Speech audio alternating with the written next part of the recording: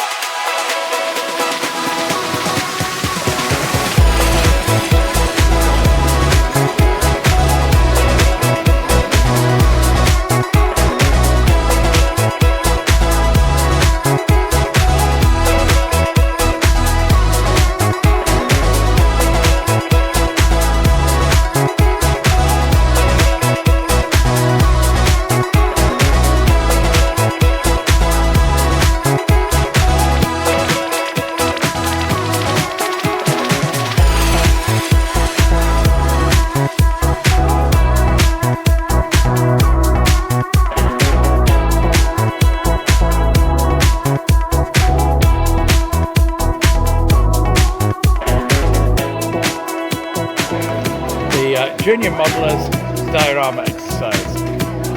Each junior has made a section like that. with a understanding of a design principle of a connecting track there. There's another section. There's another section. Just a bridge. This is another section which is station.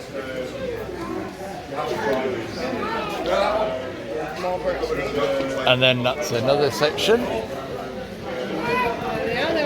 Notice the ducks. And then a section at the back which is very scenic.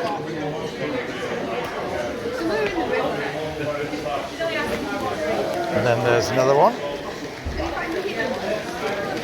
And whoa!